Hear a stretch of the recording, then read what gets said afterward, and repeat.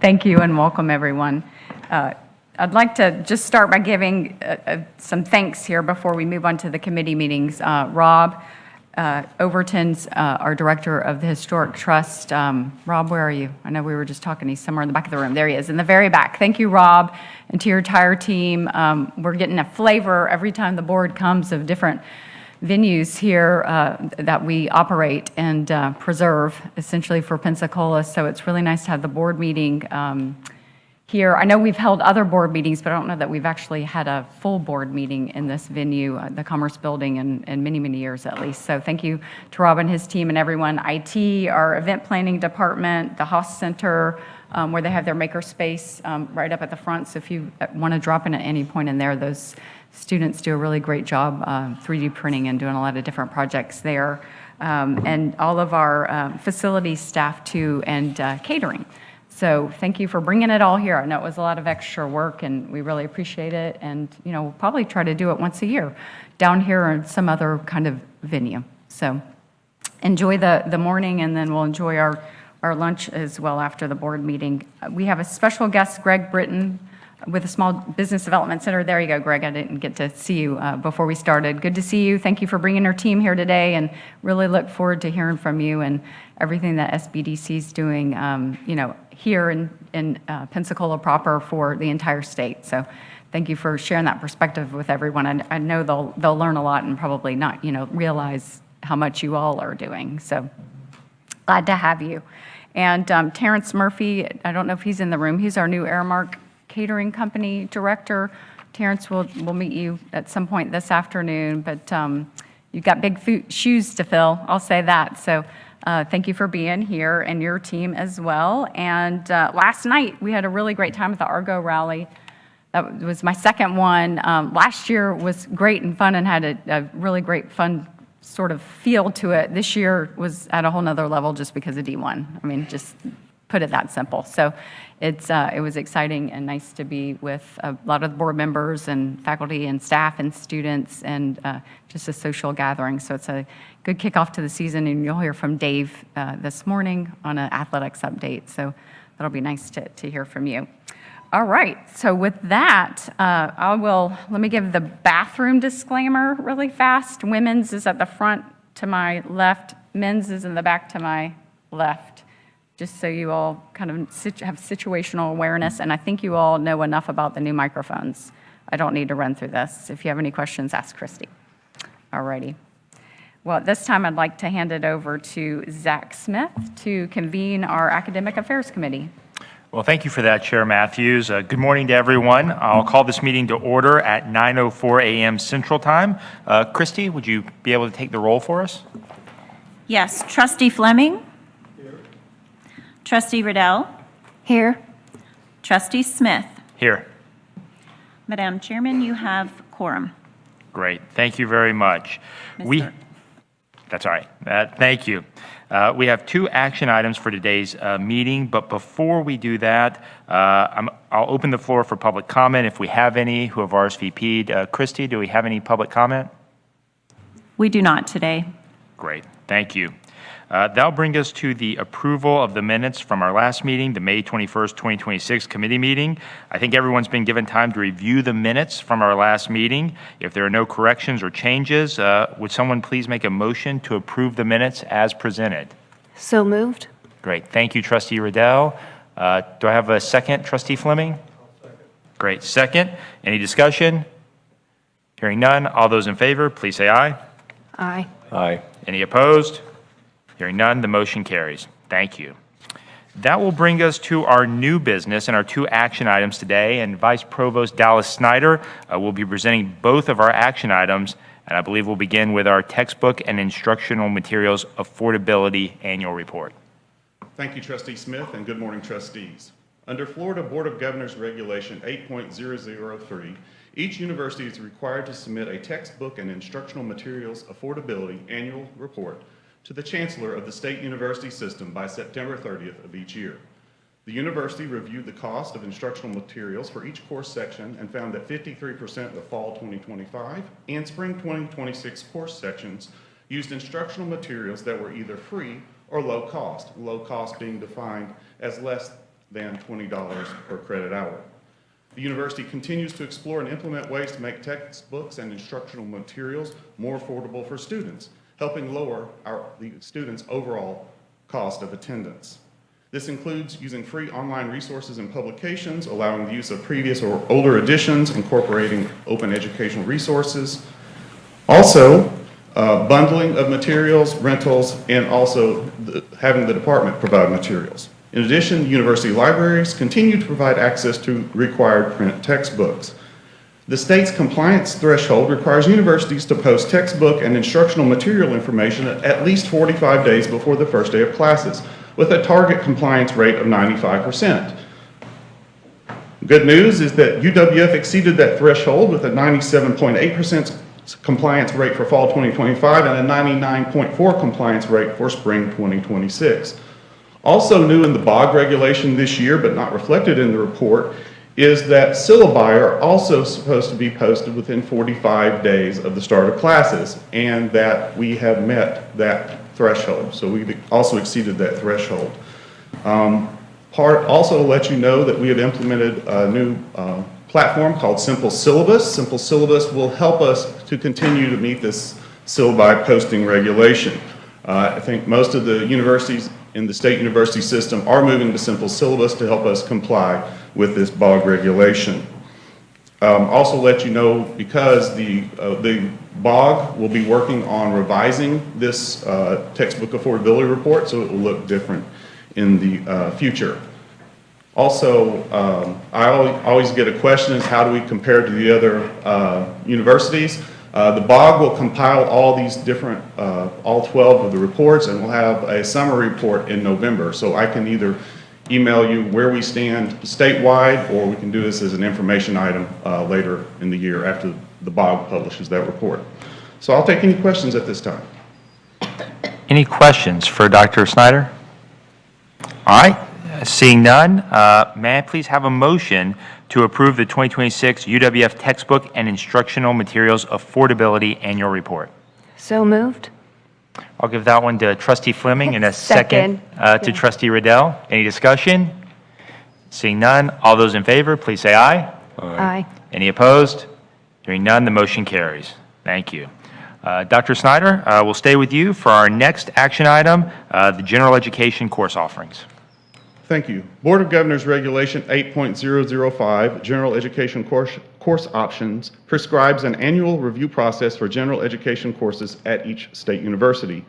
UWF's most recent list of general education courses, which will take effect next week with the start of the fall 2026 semester, was approved by the Board of Governors on January 29th, 2026.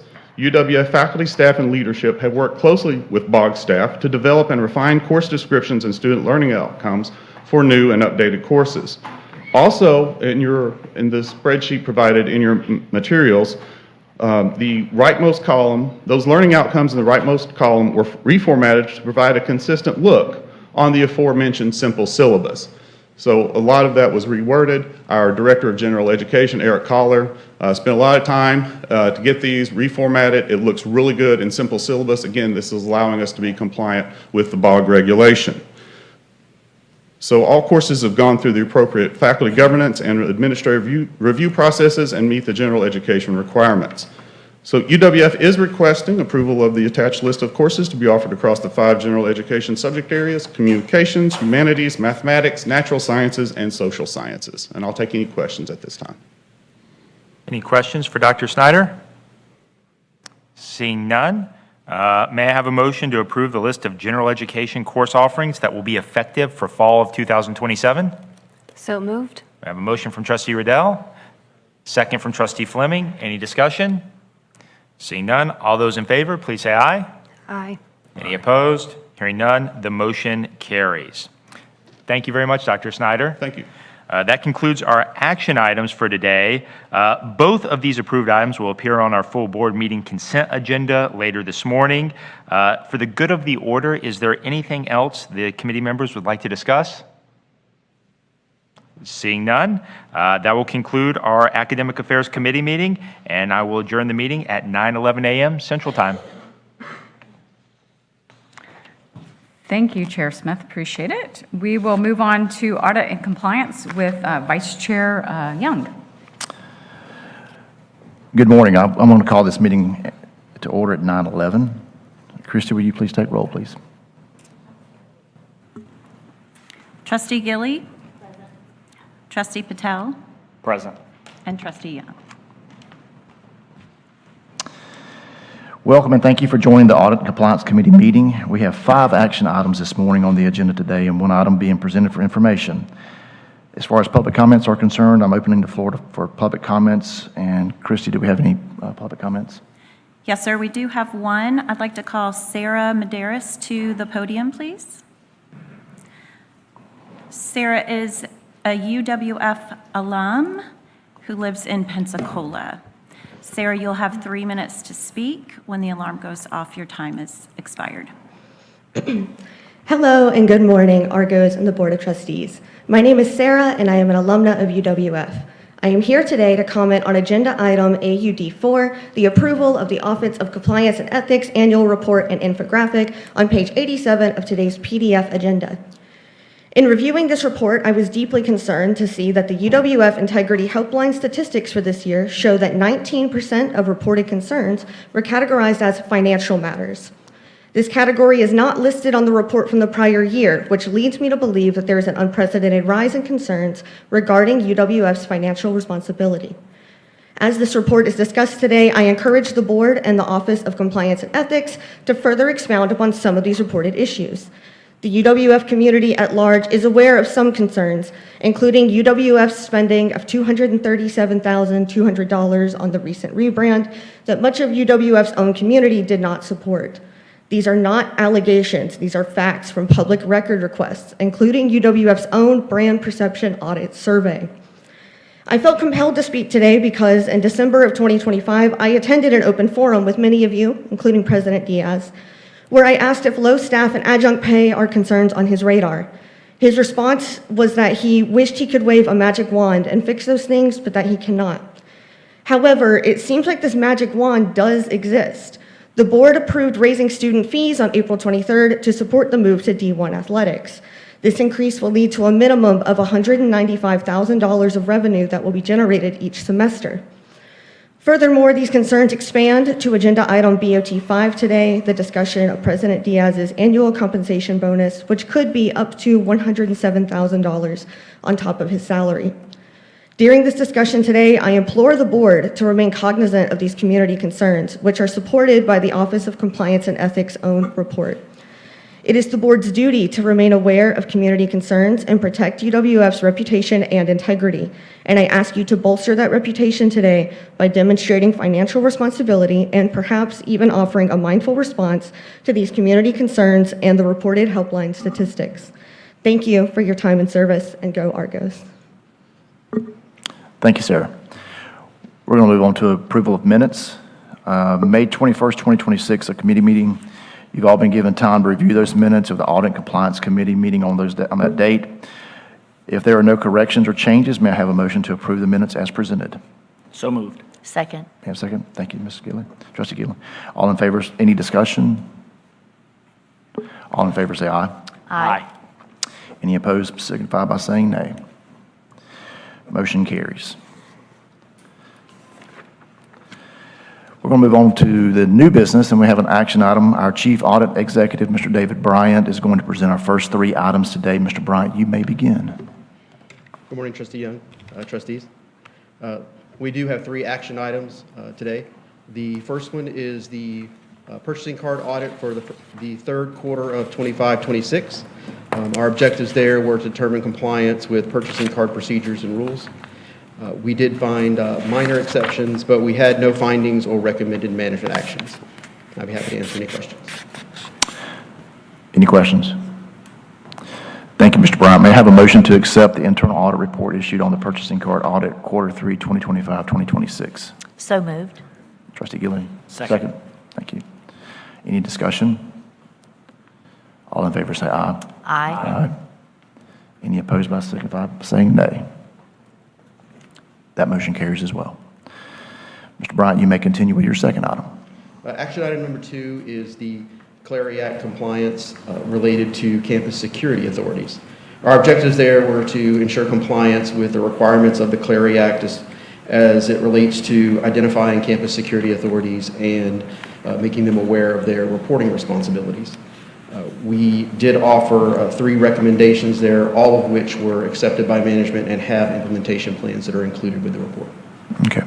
Thank you, Mr. Bryant. May I have a motion to accept the internal audit report, Clery Act Training of Campus Security Authorities?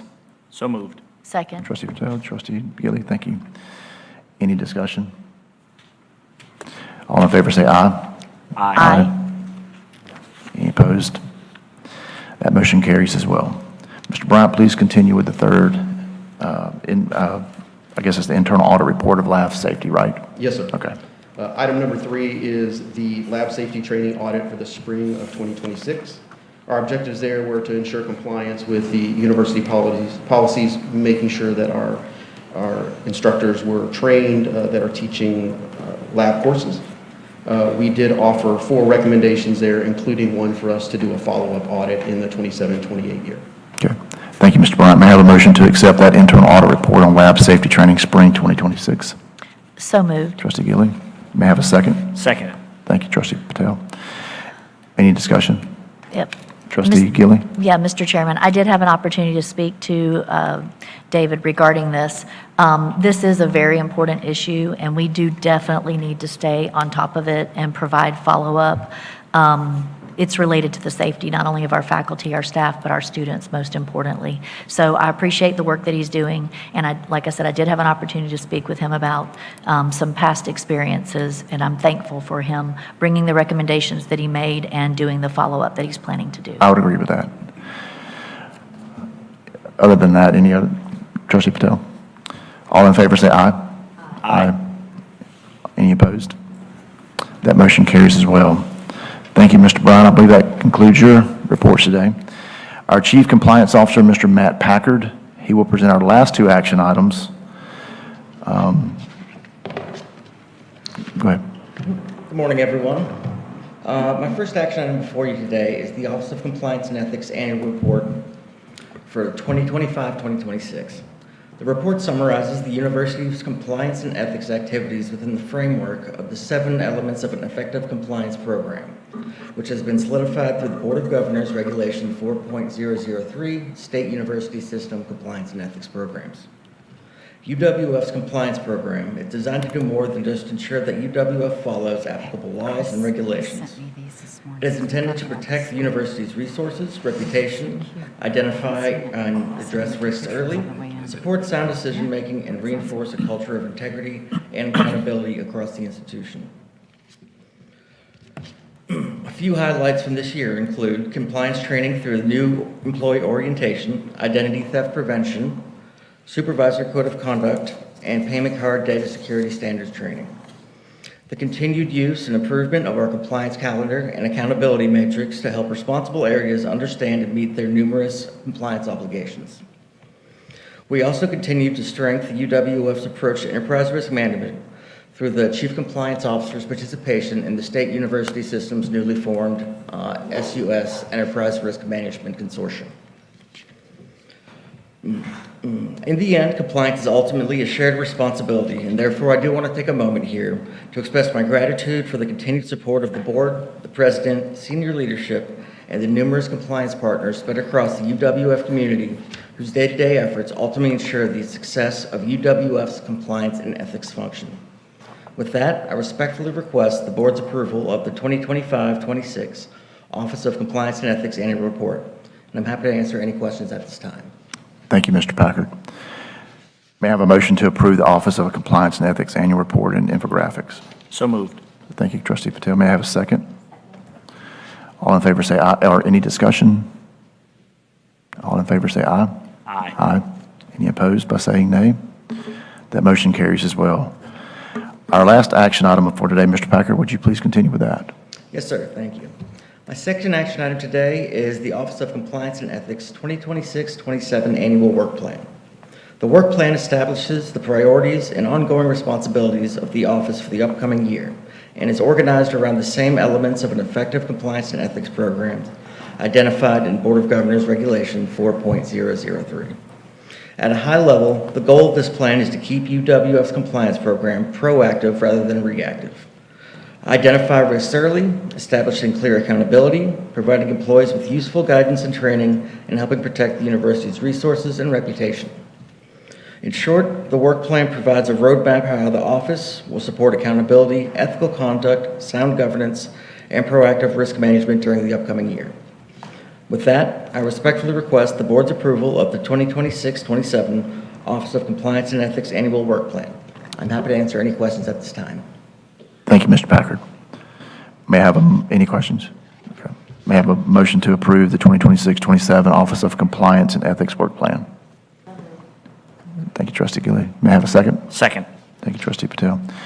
Have any discussion once again? Good. All in favor say aye. Aye. Any opposed? That motion is going to carry as well.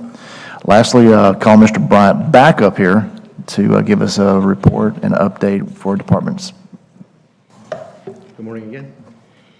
So BOG regulations and our standards require that we give routine updates to our board. And so we go over our current projects. They're listed in the agenda backup. We currently have 5 projects in progress. And then we provide an update on our previous findings and the status of the management recommended actions. During last year, 14 of those management action plans were implemented. We currently have 10 outstanding. 2 of those, the implementation dates have been revised, but we expect that they'll be completed by the end of August. And then for the remaining 8, the implementation dates don't take place until some point in the future. We do have 1 external audit in progress. That's the 25-26 financial statement audit for the university. And then we always provide a staffing update. We had a vacancy in the office. We have since filled it. It's a great hire we stole from the controller's office.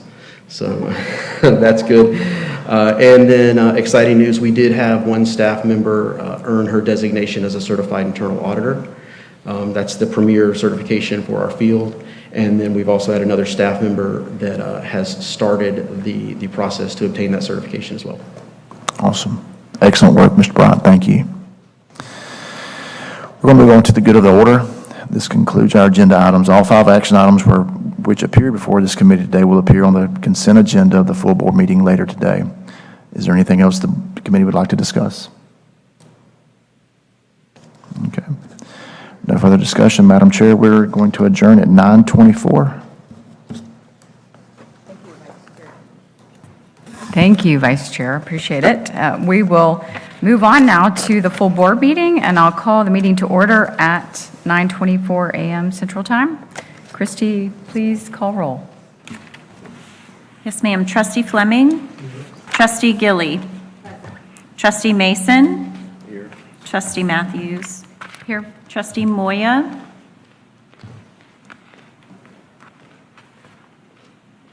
We'll come back. Trustee Patel? Here. Trustee Riddell? Here. Trustee Roney? Here. Trustee Ross? Here. Trustee Schatz? Here. Trustee Smith? Here. Trustee Sprague? Here. Trustee Young? Here. Is Trustee Moya with us?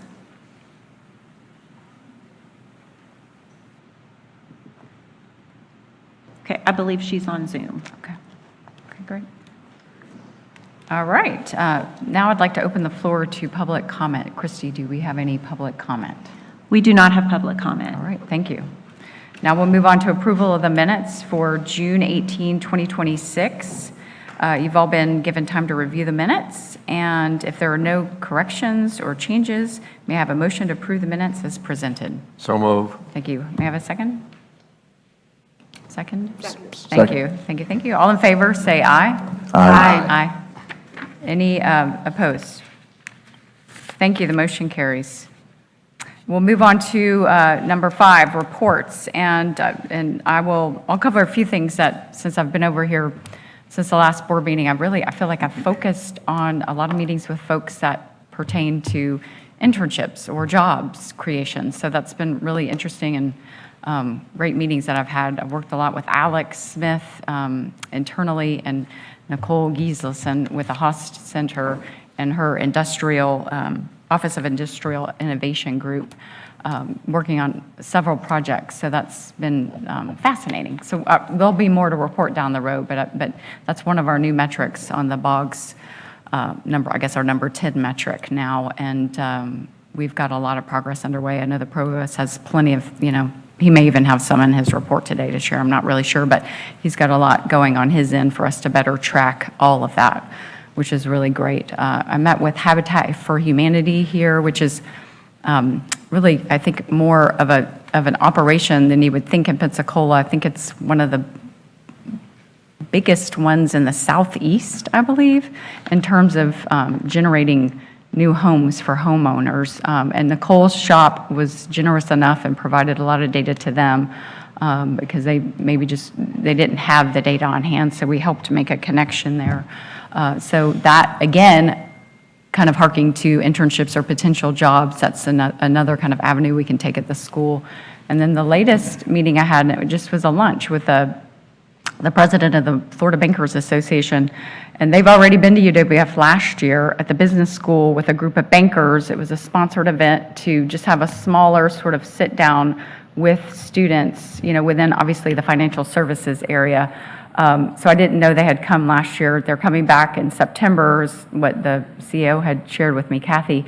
And it sounds like a really great effort that I think we can help kind of reach their tentacles out a little further into the full 12 university system that I can work with President Diaz on a little bit more to help get that reach there and it be a little closer touch rather than just a general fair, which all the schools have. But I think, again, that'll help us with our metrics from that perspective. So that's kind of really been some of the interesting stuff I've done in between the meetings, and look forward to, upcoming fall season with the football team and the new game, or the first game later in the month. But with that, I'll go ahead and hand it over to President Diaz because he's had far more happening, and we'll let him cover the rest. Thank you, Madam Chair. And, the great news continues to roll in for UWF. Assistant Professor of Public Health, Dr. Karishma Chubri-Unruh was awarded a nearly $825,000 grant through the Florida Cancer Innovation Fund to lead statewide initiative focused on improving the health and well-being of breast and prostate cancer survivors.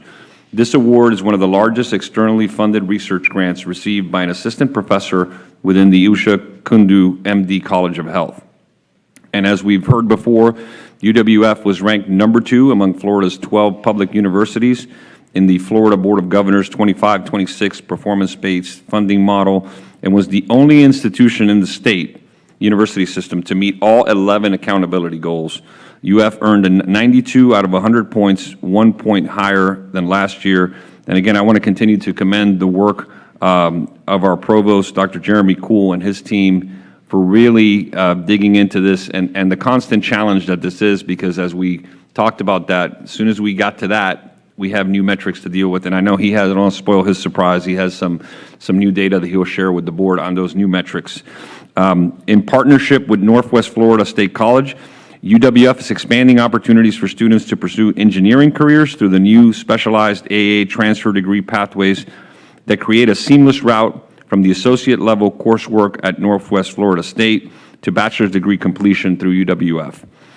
The Center for Cybersecurity, and they're really on a roll this year. The Center for Cybersecurity and AI received a $1.74 million award for the National Science Foundation through its new Cyber AI Core Scholarships for Service program. This program will prepare the next generation of professionals to address emerging challenges with artificial intelligence and cybersecurity. The University of West Florida and the Office of Military Services, which is now a year old, has entered into a memorandum of understanding with Veterans Florida to broker UWF's entry into the Department of War's Skill Bridge program. This Skill Bridge program is an opportunity for service members to gain valuable civilian work experience through specific industry training, apprenticeships, and internships during the last 180 days of service, connecting transitioning service members with industry providers in a real-world job experience situation. It is anticipated that the Veterans Florida's Assistance UWF will be a full member by the end of this calendar year, Again, I want to hats off to Christian Cosner. He's really taken the Office of Military Service and hit the ground running. There's a whole lot of other activity going on in there. Just some of those deals have not been finalized. But I can tell you, if you have and that's one of the things that I set out to do from the moment I got here. I think if you have conversations with our military partners across the region, you'll hear that UWF is actively engaging not only with Pensacola NAS, with Eglin, with Hurlburt, with Whiting Field. It is a lot that is going on, and we'll continue to hear news going forward. So again, hats off to Christian and his team. UWF entered into a memorandum of understanding with Swarm Dynamics AI to advance Northwest Florida as a nationally recognized hub for advanced manufacturing, defense innovation, and aerospace technology. This MOU builds on earlier collaboration between UWF, MIT, and Swarm in evaluating Northwest Florida as a potential manufacturing hub for unmanned autonomous systems. Their work was awarded Best in Session at the Gulf South Business Research Conference at the University of South Alabama. Again, this is another project that has been collaboration between Dr. Kuhl, his team, faculty members, and Christian Cosner has been at the heart of that as well. So you can see the progress that's being made there with connecting UWF with the things that matter in this region. The 26-27 men's basketball schedule was unveiled and highlighted by a home game matchup against the United States Naval Academy. Navy is coming to the field house on campus. This season also marks several firsts for Argonaut basketball, including a new offering of season tickets and enhanced fan experience at the UWF Fieldhouse as the university prepares for its first year of Division I competition. And I think they're not done. I'm not going to spoil Dave's surprises, but there'll be another announcement that will be a surprise on the schedule. So I'm not going to ruin that now, but just know there's more to come with that. In collaboration with FIU's Adam Smith Center for Economic Freedom, UWF's Academy of American Civic Republicanism will host an America at 250 Civic Republicanism, Economic Freedom, and Dynamic Citizenship on August 21st through the 22nd. The event will explore the relationship between civic virtue, economic liberty, entrepreneurship, and the responsibilities of citizenship as the nation marks its 250th anniversary, highlighted also by the work of Rob Overton and our Historic Trust, which we sit in right now with the exposition they have going on at the museum. Related, the Foundation for Individual Rights and Expression, FIRE, rated UWF as a green light university committed to encouraging and protecting First Amendment rights for all faculty, staff, and students. So good news across the board there. The Here for Good capital campaign has officially concluded, and I know Tori's relieved, surpassing the $100 million mark in philanthropic support and engaging more than 33,000 donors to advance the university's 4 key priorities: people, programs, place, and community. Great work, Tori. Congratulations, and we'll look forward to the next venture. On August 6th, UWF celebrated 30 years of its leisure learning. Over the past 3 decades, the program has inspired a community of adults aged 50 and over who share a passion for lifelong education to continue exploring and connecting and growing. I had the opportunity to visit at the event and share some remarks. It's incredible the passion that the community has for continued learning, and we're excited that program, we actually had the opportunity to meet the young lady that started the program 30 years ago, and they were very excited. So great to have that continuing. As we transition to Division I and continue to expand our research footprint, UWF has unveiled a refreshed brand identity designed to better reflect the university's growth and forward momentum.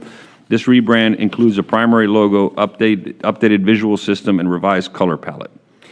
UWF's libraries received a rare historical volume with the signature of George Walton, one of the 56 signers of the Declaration of Independence.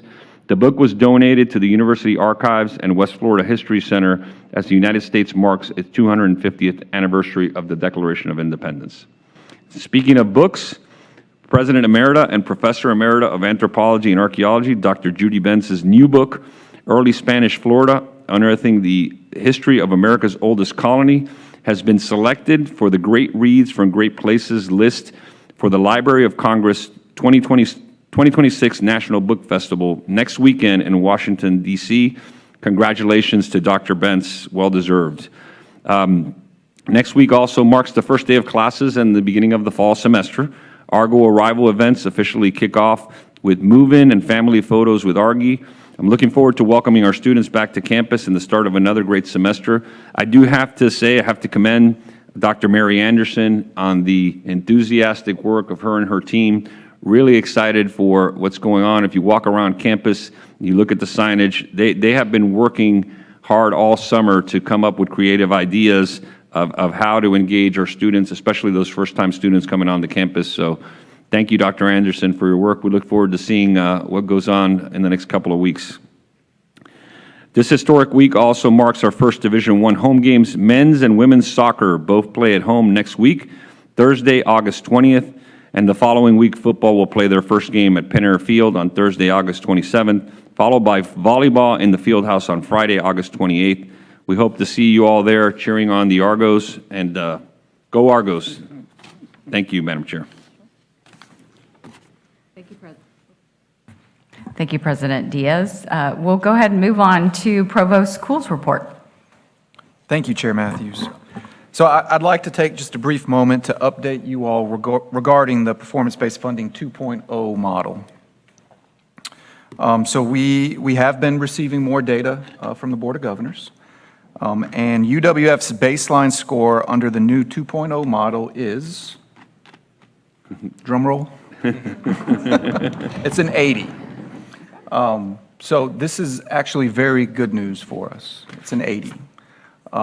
So two things I want to emphasize. One is, while 80 is less than a 92, but it's actually very good, considering that we are, in a lot of ways, starting over with new benchmarks. But also I want to emphasize that this is where we expected to be. We are looking 2-3 years out on our metrics, and so this aligns exactly where we thought we would be, and now we know where we need to improve and where we can grow in terms of each individual metric. As a reminder, key changes under PBF 2.0 include individualized benchmarks for many of the metrics, and so we have our own improvement metrics, our own improvement benchmarks, and so in this way we are no longer scored against other institutions. We do have a few new metrics. One additional metric is the annual student loan metric. And so this looks at the percentage of students in a given academic year who are not taking out loans, and we're doing well on that. We're right around 80% on that. And then we also have an other transfer 4-year graduation metric. So as you know, we track our AA transfers from the Florida college system. Now we are looking at all of our other transfer students, and we're looking at graduating them in 4 years. The other change, which Chair Matthews has already said, is the Board of Trustees choice metric. That is being redesignated as an internship metric. And so that is one we are now tracking very closely as well. So because discussions are ongoing and further adjustments may occur, I can provide a deeper breakdown of each metric at a later meeting. So basically I'm waiting for that new framework to be fully finalized before going through each individual metric. I think that will happen at a later BOG meeting this fall. And so the message right now, though, is that we are doing well, even under the new 2.0 model. Thank you, Chair Matthews. Sure, that's great to hear. Thank you. Will that be discussed at the next BOG meeting for all of the universities? No, I think, Madam Chair, what you're going to see is they continue to work, the provosts at all 12 universities continue to work with the BOG team on looking at this. And just to give you kind of some flavor to it, right, because the score on its own doesn't really give you all. They're working on a normalized score, so there will be some adjustments, probably upward, of that. There are no institutions at 90 or anywhere near that, so you're going to see that even with that score, even as the provost highlighted, once again, something that the BOG is stressing, that the new metric really is designed as a self-improvement model and not really comparative to the other institutions. The institutions are still going to compete, right? But because we do have metrics that are different at each institution, depending on what was chosen, you're going to see a little bit of a different spin to that. However, if you look at the scores the way they are right now, we're still in that top echelon. So we're still where we need to be. The positive note is, again, being at 92 and 93, it's hard to grow. With the new system, this just gives us an opportunity to continue improving. That's exactly what the BOG is looking for. So that's where we are. But we won't really know. They'll go through a series of exercises before we get to the actual score. But in my conversation with the chancellor this last week, he was adamant to say that there will be a normalization of the scores. One of the issues is that the BOG feels that currently, as we finish the 25-26 year and we have those metrics, none of the institutions are below the number which would be considered, I guess, not meeting standard. And so they intend to normalize to make sure that that crosswalk crosses over so that there are no institutions below that. So that's what we have, and I'm sure Provost School will update us as soon as he has some new information. Good. Thank you. That was great additional information. Hopefully that helped everybody else on the board too. All right, well, we'll go ahead and move on to our athletics report with Dave Scott.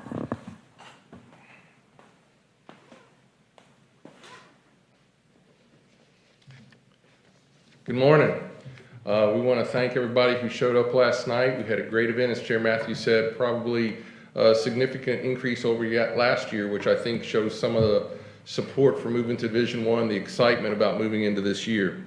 If we could go to the first slide, please. So a little bit about the process to where we are as far as the NCAA. In April, we made the official announcement. Many of you were there for when we announced moving to Division I. And then in May, we actually submitted our application to the NCAA. Then we had the NCAA committee for memberships met in June, which President Diaz can tell you my nervousness. It seems a little late to have you submit your application, you say you're going, you're changing your schedules, and then they vote to let you do that. So fortunately, that was a positive response and very exciting that we were moved into the Division I classification. We are the only institution in the United States that is in that classification. So the word that we hear is that will probably not open up again to 2031 or later. So it was very great vision by President Diaz to make that decision to make sure that we positioned ourselves to be in a good place. As we go on and talk about the next part of the process, the NCAA has submitted to us things that we need to do over the course of this year, and they will probably make a site visit sometime this spring as we move through this next 3 years of reclassification. There's about 4 or 5 other institutions that are in reclassification from previous years in the second and third year of the process, but we are the only institution that is currently in that first year. Next slide. As you know, we are a member of the Atlantic Sun Conference in all sports but football, and then a member of the United Athletic Conference in football. The slide shows where those schools are positioned around the Southeast, and we are part of a consortium. Unison Sports is the consortium that manages both conferences. This is unique in Division I and really at any level. And what it does is it tries to create a significant partnership with many institutions and leverage that for our process. So when we go out to multimedia rights or do things like that, you have 18 institutions rather than 8 or 10. And it's an expectation that both the Atlantic Sun and the United Athletic Conference will grow in the future. Unison Sports wants to continue to add institutions. The great thing about being where we are located, we will now play other schools that we recruit from, right? So in the state of Florida, we recruit throughout the state. We have an opportunity now to play Florida Gulf Coast, Stetson, North Florida there. On the football side, we have opportunities to play schools that we used to play like North Alabama, West Georgia, and renew some of those rivalries. The unique thing, you know, as an institution, we were looking at the peer and aspirant groups of where we should go. We will be the 3rd largest institution in both conferences. As Dr. Cool has mentioned, and we continue to grow, we will continue to probably move up, and that is the next step up. I think it's maybe 800 students. So excited about where we are and excited about the opportunity to play schools that look like us. Next slide. So as we continue to grow, and as President Diaz mentioned, we're looking to continue to increase our amenities that we provide at the game environment and experiences. This year, we're adding basketball courtside seats. We have had that out there. I think we are almost completely full on that. So we're excited about that, what that experience is going to do. We're adding season tickets for basketball and baseball, and we will probably add packages and other sports. Will be a 3-game series over the holidays and different things like that to try to give people an opportunity. Based on the crowd that came out last night and the excitement, I think people are excited about the new level of competition that the university is getting ready to play. Obviously, always, we need support. Argonaut athletic memberships, we want to continue to grow those and grow our community in support of intercollegiate athletics in the University of West Florida and working with the foundation to do that. We're very excited about the stadium that's coming, and we'll add opportunities for other premium experiences there through suites and loge boxes and stuff in the fall of 27.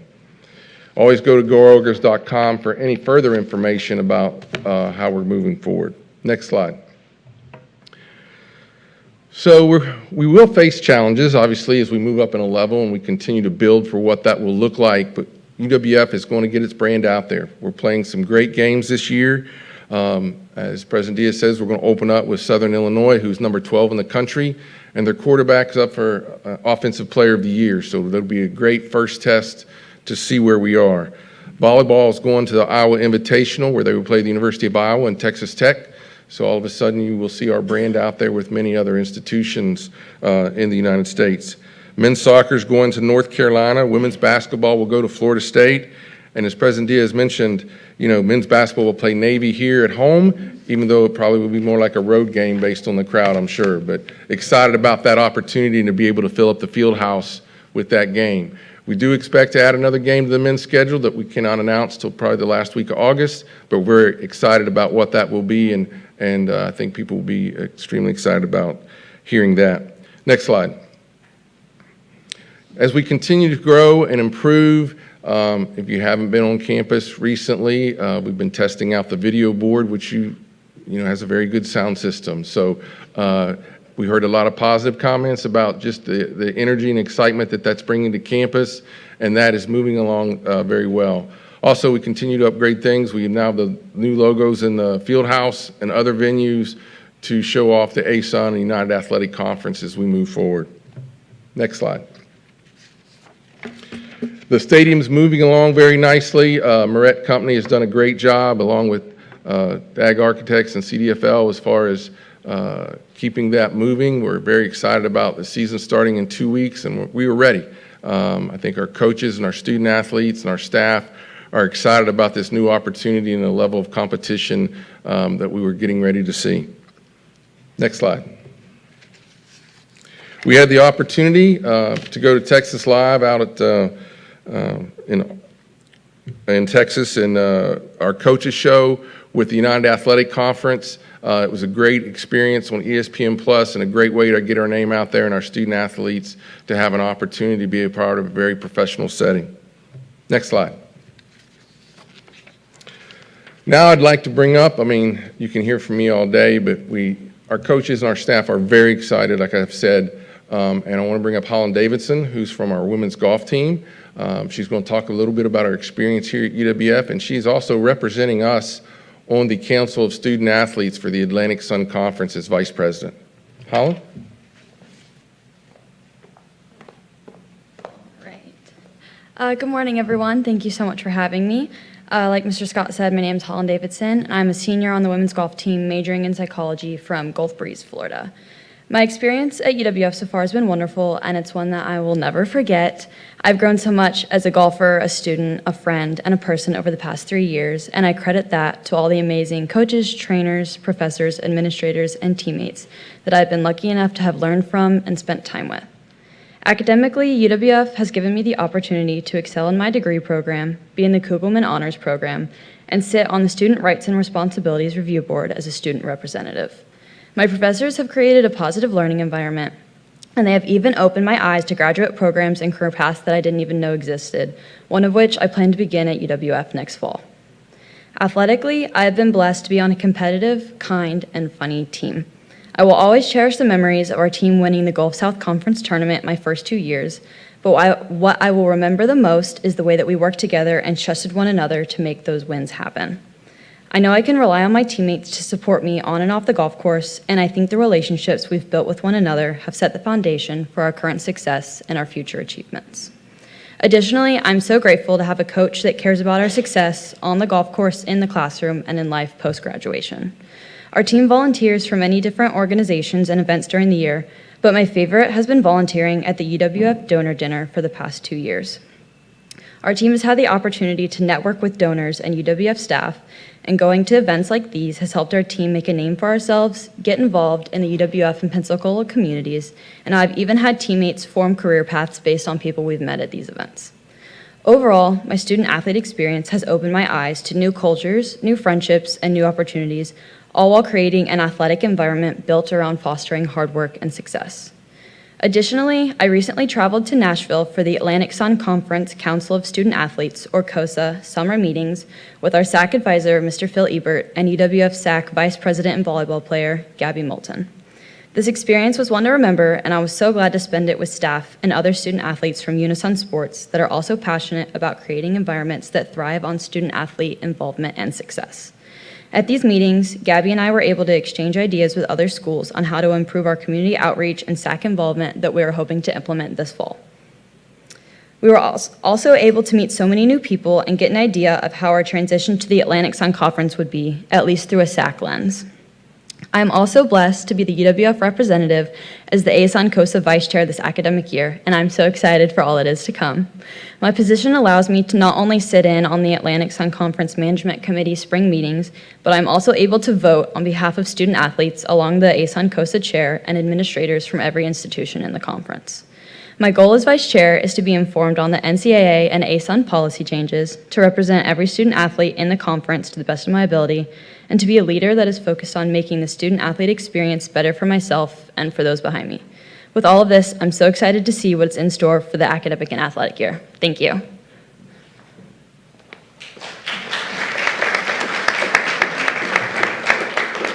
Holland is one of our 350 so student athletes last year that averaged above a 3.3 GPA. So it's a tremendous average for 350 student athletes, and we continue to hope to build that as we move into Division I. And we're ready for this year. Go Argos. Thanks, Dave. And thanks, Holland, for presenting. That was really nice for you to be here today. All right, we will move on to our faculty report, and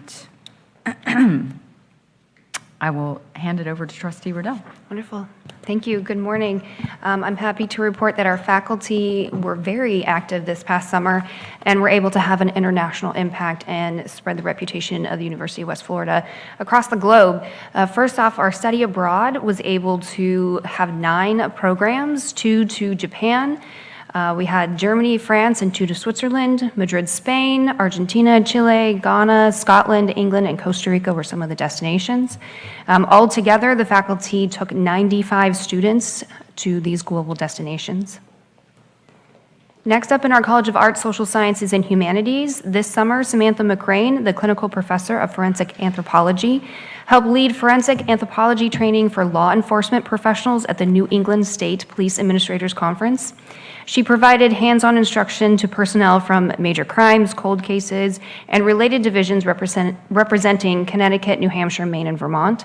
The training used ethically sourced, donated, and biomedical research human remains, as well as plastic skeletal casts, to help participants develop skills in recognizing and interpreting human skeletal remains in law enforcement and investigative contexts. Also, William Wilson of the UWF Archaeology Institute will participate this fall in an expedition searching for Amelia Earhart's lost aircraft. The lead researcher, Richard Pettigrew, will summarize the evidence for the object and its interpretation, as well as plans for remote sensing and testing excavation to identify its identity this Friday, so tomorrow, at 6:30 at Odd Colony Brewing. So please join us. It's going to be a wonderful event. The Archaeology Institute was awarded $250,000 in the state budget to search for the Mentor, a Revolutionary War era ship sunk in the Blackwater River. This will be part of the topic for the first Gulf Coast Culture event this fall, and that will be titled The Gulf at War, History and Archaeology of Revolutionary West Florida on September 23rd. Dr. Jack E. Davis from the University of Florida will give the keynote, followed by a panel discussion. In total, this past academic year, Cash faculty published or edited 6 books, 36 articles, 45 reports, 11 musical compositions, and held a whopping 90 performances or exhibitions. So we can see this college was very active and busy this past academic year and summer. In the Lewis Bear Junior College of Business, this past summer, Dr. Kenneth O'Connor and Dr. Steve LeMay led an undergraduate and graduate student teams in the Applied Supply Chain Logistics Project with LifeView Group.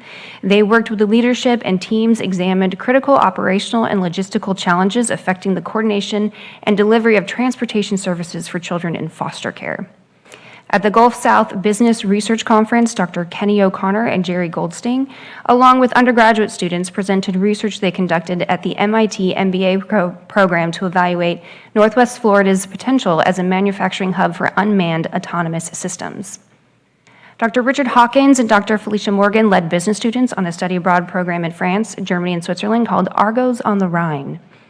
Lewis Bear Junior College of Business faculty had 13 articles published in peer-reviewed journals this summer, so also very busy. And the Usha Kundu MD College of Health, Dr. Justice Mbizo from the Department of Public Health partnered with the Health and Hope Clinic, Keeping a Breast Foundation and MammoLink to provide access to mammograms and breast cancer health information for free to women in the community. Dr. Sally Shipman has hosted a variety of community outreach programs this summer for the School of Nursing, and she partnered with local entities like the Gulf Coast Kids House, St. Joseph's Clinic, Health and Hope Clinic, Bayview Senior Center, Alfred Washburn Clinic, and the Community Health Northwest Florida, to name a few. College of Nursing is happy to report that they had a 100% pass rate for Q1 and 100% first-time pass rate for the NCLEX exam for the second quarter of this year for the School of Nursing. Well done. Excellent work on behalf of faculty. Dr. Ludmila Cosio Lima partnered with the Who We Play For and provided low to no cost heart screenings to young student athletes following the Chance Act beginning July 1st in response to the Port St. Joe high school student who passed away from sudden cardiac arrest. We also had Dr. Renee Davis, who was inducted as a fellow of the American Association of Nurse Practitioners. This is one of the highest honors in the nurse practitioner profession, and they recognize distinguished leaders who have made outstanding contributions to clinical practice, education, research policy, and leadership. From the Department of Social Work, this was spearheaded by Dr. McKenna Woods, and she was able to work with the Veteran Suicide Safe Space. She connected the Firewatch, a suicide prevention organization focusing on Florida veterans, and had the college complete the Watch Stander training. They are the first college on campus to achieve the certification. And finally, the Association of University Programs in Health Administration recognized the Department of Health Sciences and Administration as the recipient of the 2026 Engagement Award for new members. Dr. Karen Veladis and Dr. Mark Diana and Dr. Angela Maples were instrumental in establishing our reputation for engagement and excellence. Thank you all to the hard work of the faculty this past summer. Thank you, Trustee Riddell. Great report. And we'll move on to our student rep, Trustee Schatz. And after Trustee Schatz, we'll take a 10-minute break. Perfect. Thank you, Yeah. Chair Matthews. So the summer semester wrapped up 2 weeks ago, and we're moving into the fall semester next week. Students are starting to move in, and the energy is super high on campus right now, especially with that transition to Division I. SGA-wise, we've been super busy. We had our summer leadership series this summer, and we were able to have different leaders across campus come in and really teach us how to be better leaders and put all our ideas we have into feasible plans so that we can do a better job representing students. We also got to go to the CDCE employment reception last week, and it was a really great opportunity for us to talk to a lot of our employers and give a student perspective on how much that means to us that we're able to get students actual real-life work experience outside of their degree. We've also been working on our relationships with other campus leaders such as IFC, Panhellenic, University Ambassadors, and Student Athlete Advisory Council. And I do want to take a second to highlight Student Athlete Advisory Council. Their leadership is so phenomenal, and we are looking forward to doing a lot with them. So hopefully next BOT meeting, I'll be able to have some more concrete stuff on what we're doing there. FSA-wise, we've also been really busy. We got to go to a conference in DC in June, and that really helped us talk more and narrow in what our SGAs do and how we can do a better job. A lot of the things that we face are the same across all of the 12 universities, and so being able to see what other schools do has helped us a lot, especially in having these relationships. Outside of that conference, me and FSU, we really hit it off, so we kind of did an exchange where they came down to us and we went up to them, and we were able to get a really deep dive into both of our processes and build on that, and we have such a great relationship going on that. I guess stuff with FSA is this year we're doing a committee system. So we have 5 committees that are going to help us for the legislative session coming up. So we have Rally and Tally, Athletics, Student Life, Student Wellness, and then finally legislative. So we're really excited to work on that. I have different leaders on campus, including our SAC representative sitting on there to help us do a good job. And I think that's all for me. Thank you guys so much. That's great, Eli. You're doing really good work, and let us know where we can support you. We're always engaging, but you know we're here for you. Yes, ma'am. Thank you so much. Yeah. Okay, let's take a 10-minute break. We'll come back at 10:12. Thank you.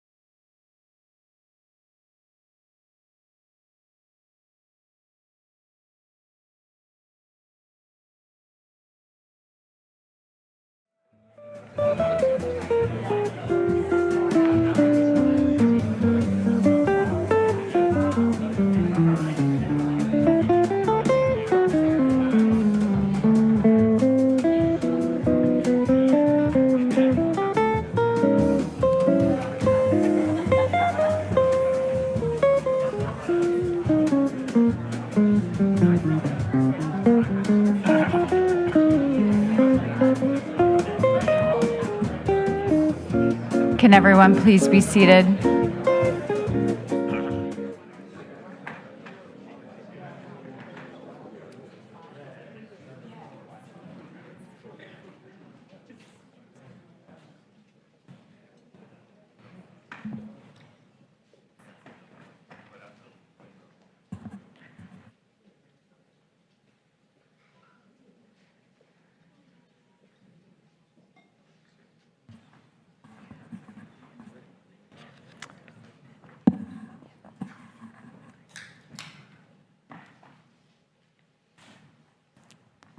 All right, thank you, everyone. We will move on to our program report with the Small Business Development Center, and I'd like to call Greg Britton. He's the CEO of the Small Business Development Center Network.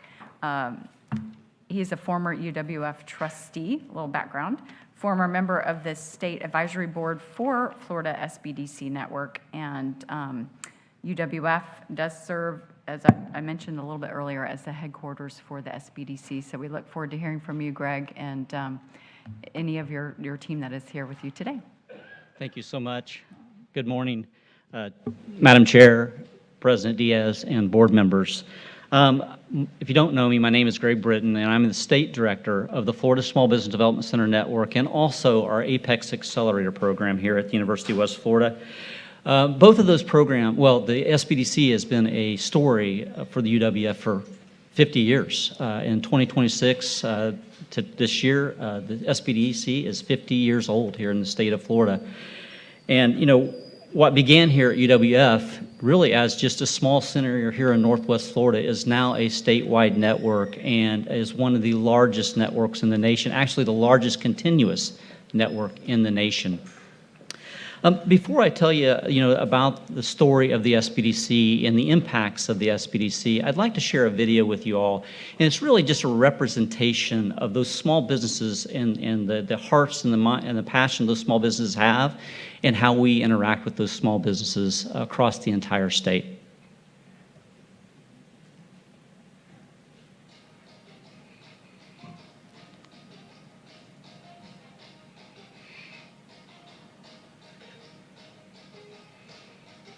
Actually, my mom worked at UWF, and so I grew up kind of familiar with the SBDC, but I never envisioned actually being an entrepreneur and needing the service that they offered until Tap the Coast sort of was born. Before the SBDC, I just really lacked the confidence in knowing the direction to go. I knew what I wanted to accomplish, but I didn't know how to get there. Now I feel like we really know where we're headed. We have achieved a lot of things, and we have a great future ahead. My mother started her own business back in the 70s. And one of the most important resources she looked to when she was starting this business was the SBDC. She said, they really gave me a blueprint for starting my business, and you must do that too. When you come to the SBDC, they help you think about the questions that you need to ask. They help you think through the pivots you need to make, the people you need to hire, the structures you want to have in place. And they're a really invaluable resource, no matter what your level of experience is. The biggest help I've gotten from them is how to understand business. Before, we were running by emotions. They don't care about your feelings, but they care more about your success. The help from the SBDC that I received is where I started gaining my confidence. It's hard to describe the feeling in knowing there's somebody out there that has your back. You're not alone in this. They're trying to help you stay in business, and they're trying to help you promote your business and move forward and, not just stay in a rut. The Florida SBDC has been such a godsend for me and for this business, because without them, I probably would not be in business. I needed a resource to get me set in the right direction, and that's exactly what it was. It was something to take a person with a dream and help them get to that point. I need to promote just to give back in gratitude what we have received from the SBDC. To my surprise and to everybody's surprise, this is a free program that actually helps the small business entrepreneur. Priceless. They've just been, an amazing asset and just an amazing support. We've all had to pivot. We've all had to do things differently, think differently, and they were able to navigate that and help me navigate out of that. Some of the greatest ideas start small.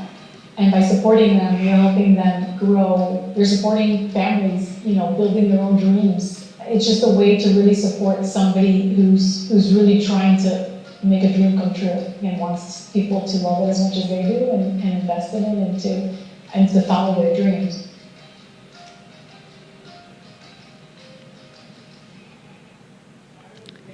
That video gives me chills. I really love what I do. I hope you can tell that in the passion. I love traveling the state of Florida, representing the SBDC, and hearing those success stories of those small businesses and how much we help the families here in the state of Florida. That video is just representation of thousands of small businesses that we help each and every year here in the state of Florida. And what's exciting to me about the program, it's been here in Northwest Florida at the University of West Florida, again, for 50 years. Those impacts reach every corner of our state today. And the roots started right here, and it's exciting, right? And but today I'd like to share with you, the story, how the program began and such, and how it operates today in the state of Florida. Make sure this thing works. I guess there's a little delay, so I'll wait. Right. So back in 1970s, a professor of management here at the University of West Florida, Alan Coward, actually realized that small businesses and entrepreneurs here needed some support and resources. And that's what became the SBDC. We were one of 8 pilot programs in the nation. So we started back in 1976, as I said, 50 years ago now. And it was really a vision that the universities could help support and use their resources to help small businesses across the Northwest Florida region. And again, as today, we serve all 67 counties in Florida with 40+ offices, and we have 9 host institutions across the state of Florida. And you'll see that map here in a little bit. We are also recognized as a national model. We actually, out of the last 4 years, 2 of those 4 years, we have won National SBDC of the Year awards, which that's out of 1,000 SBDCs across the nation. So very impactful program, very innovative program, and really sets the bar for the nation when it comes to metrics and our key performance indicators. We also won an award with our Apex Accelerator program that I wanted to mention, was our Economic Impact Award. And it was really from an innovation standpoint of taking that program from more of a transactional program to really help rebuilding the defense industrial base, which is much needed. I also want to highlight Kelly Massey with us here in the audience today. Kelly is the regional director here at the SBDC at UWF, and Kelly does a phenomenal job. His team works across the 10-county region and just really sets the bar for the network as well. And I always say Kelly punches above his weight class. They meet their metrics every single year and do a phenomenal job. And we have in the audience with us one of Kelly's clients, Dave and Mary Hoxson from ADX Communications. You might recognize them from Cat Country 98.7 and News Talk Radio 1620. Dave and Mary, thank you so much for being a client of Kelly's, and we appreciate you being a client of the SBDC Network.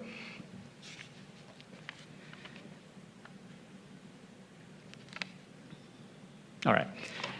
One of the things that we do is we advance the image here of the SBDC, but also University of West Florida across the entire state. And we're unique in several ways, but the first piece of that is, as I said earlier, the vision was to be in the university system and use university resources, but we're unique in that we have a university-based model. And that is, we take the mission of higher education and that development of skills and knowledge, and we apply that to those small businesses across our state. You know, and the universities exist to develop the knowledge and also build skills and help people for success right here in Florida, right? And right here in Northwest Florida and across the state. And we do that same thing with our small businesses. We don't do those things for them. We teach them how to do those things. I always say, give a person a fish, they'll eat for a day, but teach them how to fish and they'll eat for a lifetime, right? That's the message of the SBDC. At our core, we help those small business owners with one-on-one consulting, trainings, research, helping access, assistance and access to capital, government contracting, international trade, reshoring, all those things that you can imagine. Very big in the manufacturing scene right now, as you might know, just from the administration and also the priorities that Florida has set. We also extend that beyond, though, the campus, right? If you think about what we do in the communities and strengthening those communities, our economic impact last year as the state program was $3.4 billion in economic impact. And we bring a lot of funding here at the University of West Florida to the sponsored programs as well.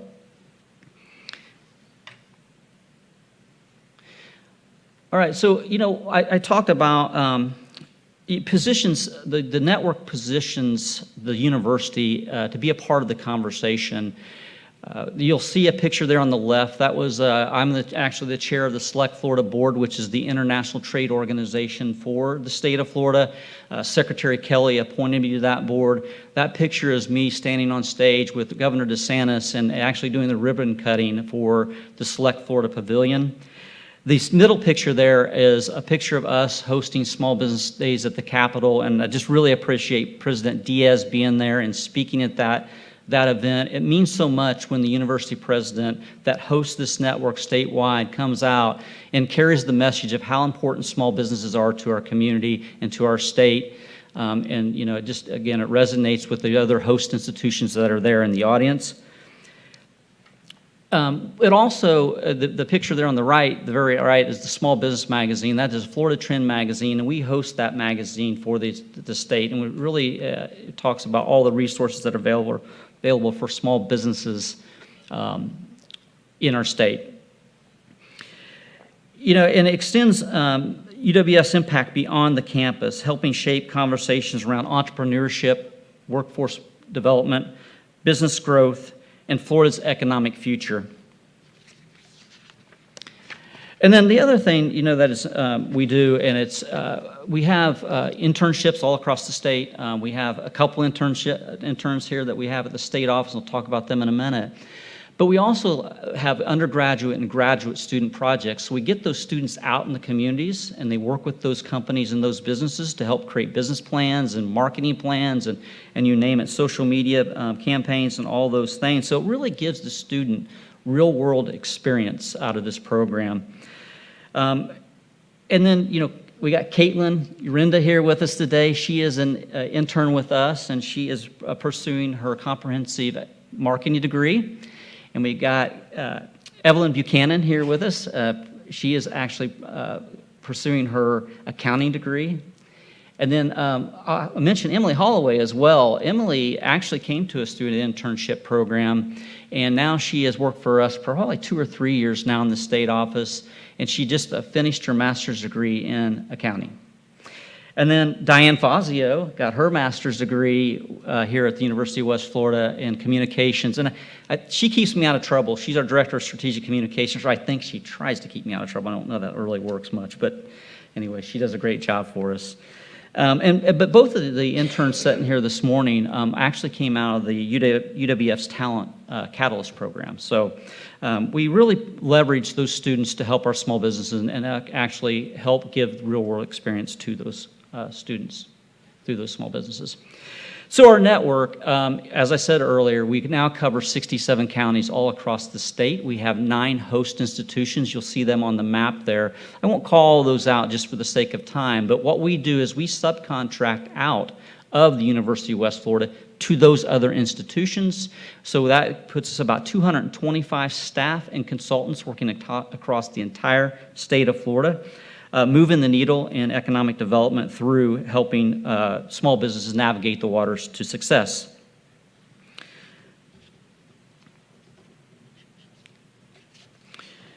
And then I don't want to go to every one of these metrics. This is our annual impact metric from 2025. But what I do want to share is, if you think about the 18,334 jobs, the $711.5 million worth of government contracts that we help those small businesses obtain, $534 million or a little almost $535 million in capital, a little over 1,100 new business starts. That all ties back to the roots of this program right here at UWF. And I think that's pretty cool, right? That we have that much impact across the entire state. The other thing that we are very innovative in Florida, and again, like I said, we set the bar for the nation, really. Florida's recognized as the program to really look at and model. We have to be just like our small businesses. We have to be nimble. We have to be able to move in those new challenges that those small businesses are having. So we've really honed in, recently on those emerging priorities of AI. That's moving very fast. How do we actually capture that and help those small businesses with keeping the human in the loop and all those things in AI? The tech transfer and commercialization has been a big piece of the Apex Accelerator program. That's really finding those novel technologies that small businesses have and maybe bringing those into dual use or maybe taking something that's in the military and commercializing that. We've really been focusing on that to rebuild that defense and industrial base. Manufacturing's been a big piece of what we've been doing. We actually have a manufacturing strategic plan that we've launched to our network, working in unison with Florida Commerce, Select Florida, and Florida Makes, which is our MEP of the state in manufacturing. So really trying to leverage all the resources, Career Source Florida as well. And then childcare is another big initiative that we have. Kelly Massey leads the charge on that, does a very good job in child-based or home-based childcare program. Actually, several of the other regions are trying to model Kelly's model that he has here. So again, Kelly is very innovative in his approach as well. And then we're really focusing on rural Florida. If you really think about the growth in Florida and rural in Florida, it's not rural Wyoming, right? It's not the same rural. If you think about rural Florida, you're within an hour's drive to any major city. And as those metropolitan areas begin to expand out, those rural communities are going to start seeing that growth. And we just want to make sure they're ready for that growth. And in doing so, one of the things that we did with, that's going to change. Yeah, with Florida Commerce, in partnership with Florida Commerce, co-hosted, we did what we call a rural resource tour.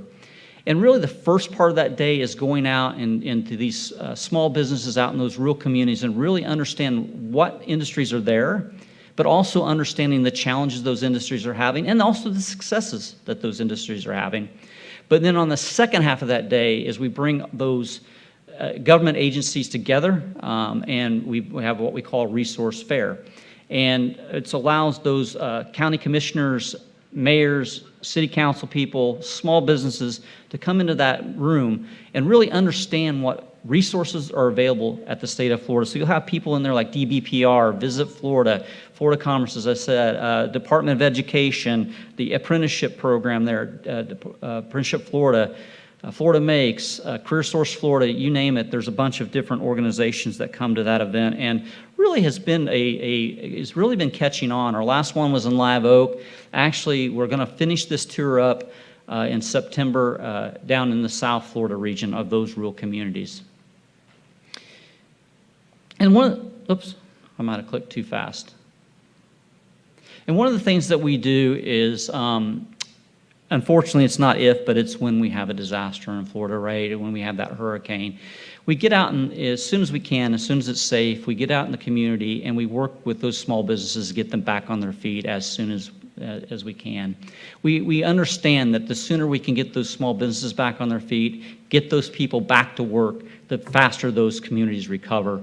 So we have 2 mobile assistance centers that are 40-foot RVs, that are big offices on wheels that we roll out in those communities, and we work alongside Florida Commerce, DBPR, CareerSource Florida, and actually when CFO Petronas, now Congressman Petronas, was there, and I'm sure we'll do the same, we just haven't had to yet, thank goodness. But we also attend those insurance villages, because what we want is a one-stop location to where when any Florida citizen comes to that area, they can get the service they need personally, but also for their small businesses. So we help them with emergency bridge loan applications, with SBA funding and those kinds of things to get them back on their feet.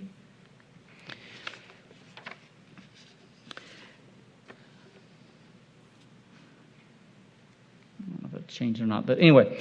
So, 50 years ago, Alan Cowart embraced this idea and this vision. And it has grown into one of the largest networks, as I said, in the nation. So if you think about the 50 years that this program's been here, you think about every dollar that was accessed by those small businesses. You think about every job that was created by those small businesses. You think about every business that was launched, every community that was strengthened. That all ties back here to UWF, and that is really awesome. I really believe it's really awesome. So I just want to thank you all for allowing me to present today. Chair Matthews, thank you for inviting me. Thank you for coming to our offices and really trying to understand what these programs do. Thank you for coming to the Small Business Days at the Capitol. It means so much to our network. I really appreciate that. Thank you, President Diaz, for all of your support of this program. I know you've been to our offices. You've supplied videos for our Small Business Success Summit, and you've been at Small Business Days at the Capitol, and that just really means a lot from my heart for you to be there. So thank you so much. And thank you to the board for all that you do for this university, and thank you for all that you do to help support this program. And I want to also thank all the departments on campus that support this program, because without you all, we couldn't do what we do, and we couldn't have the impacts across the state that we do. So thank you very much. Yeah, Greg, thanks for presenting today. It was really nice. Thank you. And I know Trustee Fleming has a question, but I did want to say, we have the different areas come in, obviously, whether it's a college or Greg today with SBDC, because we're a newer board, and just wanted to make sure everyone understands we lead it here. You're a fantastic leader. You have a great team, so thank you for bringing all the interns in and local business owners in to meet everybody today and hear a little bit about all of them. And at least we all have a good baseline now. And just, I'll say this, let us know however we can support you into the future. We want to, so we'll get more people to your Capitol Day this coming session. And, beyond that, we're here to support you. And with that, I'll hand it over to Trustee Fleming for his comment or question. I just wanted to add that the small businesses are really the heartbeat of free enterprise in the system. And the opportunities that we have in this nation, most people don't know this, but you don't have those opportunities in other Western countries. You don't. I was newspaper reporter for 4 years in Europe. You can't start a small business in Europe like you can here. The regulations kill you. Size, you have to have it in Europe. You have to have the influence in Europe to survive as a business. And so small businesses just don't make it. So what we're doing here is we're investing not only in job creation, not only in helping small businesses, we're investing in the heartbeat and the future of the free enterprise system in the United States. So thank you for your work. Thank you. Hear, hear. Anyone else? Well, thank you, Greg. I know you all will stay and join us for lunch afterwards, so we'll be able to chit-chat with you a little bit later. I'm going to have to, Okay. I'm going to have to You leave. won't. I apologize. We'll talk another time. All right, thank you so much, though, for allowing me to present today. Thank you. Absolutely, thank you. Thanks to everyone for being here. Appreciate it. All right, now we're going to circle back to our earlier committees that we had in the morning. We will, during this board meeting, have the chairs of each of those committees report out for us. So I'd like to call on Trustee Smith for the Academic Affairs Committee. Thank you, Madam Chair. If you're just joining us, the Academic Affairs Committee met earlier this morning, and we had 2 action items on the agenda.